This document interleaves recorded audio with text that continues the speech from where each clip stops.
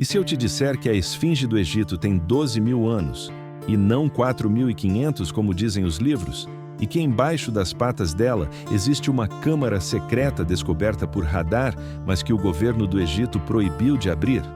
E o mais bizarro, a cabeça da esfinge foi retalhada por um faraó que queria colocar o próprio rosto numa estátua muito mais antiga. Hoje você vai descobrir os segredos que estão sendo escondidos no deserto há milhares de anos. Segredos que podem mudar completamente a história da humanidade. Então já se inscreve no canal, deixa o like, porque essa investigação vai te deixar de queixo caído, e bora pro vídeo.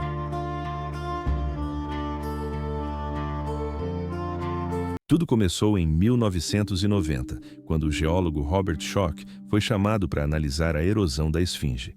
Ele era cético, achava que ia só confirmar a versão oficial, erosão causada por vento e areia. Mas quando ele desceu na trincheira onde a esfinge está, tudo mudou. Qualquer geólogo sabe identificar erosão de vento. O vento desgasta horizontalmente, criando listras paralelas. É assim que parecem todas as tumbas de Gizé. Mas na esfinge, totalmente diferente. Erosão vertical. Sulcos profundos descendo de cima para baixo, bordas arredondadas, canais ondulados, e Schoch pronunciou a frase que virou um terremoto na arqueologia. Isso não é vento, isso é água. Não qualquer água, galera. Eram marcas de chuvas torrenciais que caíram por milênios. Mas espera, Gizé fica no meio do deserto do Saara. Lá não chove quase nada há 5.000 anos. Para a água deixar essas marcas profundas em calcário duro, seriam necessários milhares de anos de chuva pesada. E quando foi a última vez que choveu assim no Egito? Entre 10.000 e 5.000 antes de Cristo. Isso significa que a esfinge já estava lá quando o Saara era uma savana verde. Ou seja, ela foi construída no mínimo 7.000 anos antes do faraó Khafre, numa época em que, segundo a história oficial, humanos viviam em cabanas caçando com machados de pedra.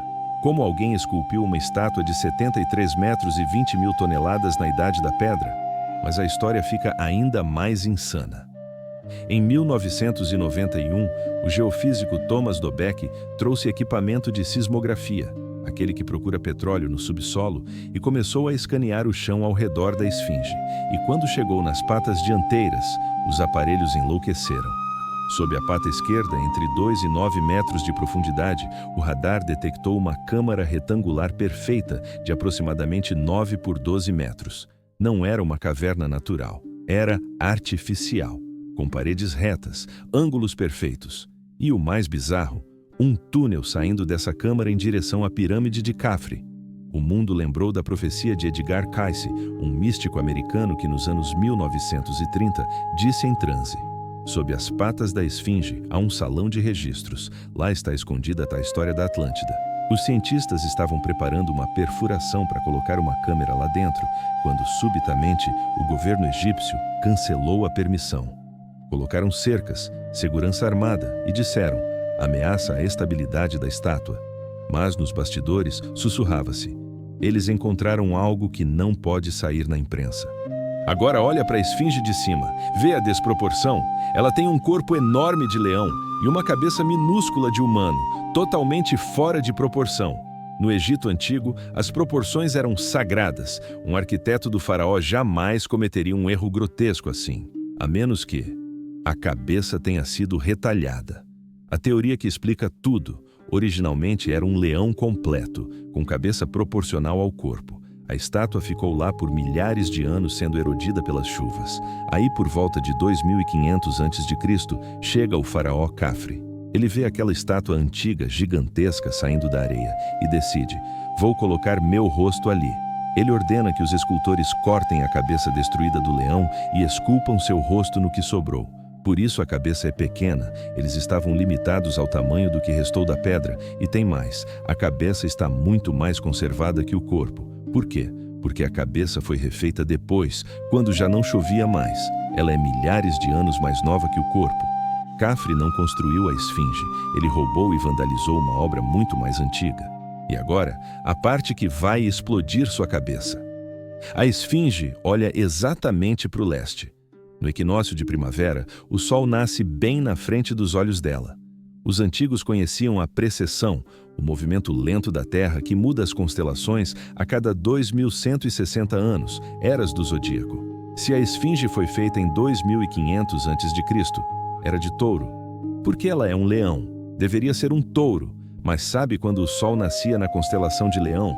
10.500 a.C., e nessa data exata no equinócio, a constelação de Leão surgia no horizonte bem na frente da esfinge, e as estrelas do cinturão de Órion estavam alinhadas perfeitamente com as 3 pirâmides. A esfinge e as pirâmides são um relógio cósmico apontando para uma data específica, 10.500 a.C. 12.000 anos atrás, exatamente quando as chuvas caíam. Geologia mais, astronomia igual mesma data. Por que isso não está nos livros? Porque é perigoso. Admitir que a esfinge tem 12.000 anos significa admitir que, antes do Egito, existia uma civilização avançada que foi apagada da história. O Dr. Zahi Hawass, guardião das antiguidades do Egito, proibiu pessoalmente as pesquisas de Schoch. Chamou ele de pseudocientista. Hawass disse: "Não pode ter civilização de 10.000 anos atrás porque não achamos nenhum pote." Mas a esfinge está lá, cara. Nos anos 2000, fizeram perfurações para drenar água subterrânea. Testemunhas dizem que tiraram caixas de dentro da terra. O que tinha dentro? Artefatos? Livros? Tecnologia? Conspiracionistas acreditam que o salão de registros já foi aberto, e o conteúdo é tão chocante que decidiram esconder da humanidade. Talvez lá dentro esteja a história da civilização que construiu a esfinge e o aviso sobre o cataclismo que os destruiu. E aí, galera? Será que o governo egípcio está escondendo a verdade? A esfinge é realmente uma cápsula do tempo de 12.000 anos? Comenta aqui. Você acha que deviam abrir a câmara secreta mesmo arriscando destruir tudo? Se você curtiu essa investigação, deixa o like, se inscreve no Ponto Nemo e ativa o sininho porque tem muito mais mistério do passado vindo por aí. Valeu, galera! Até o próximo segredo!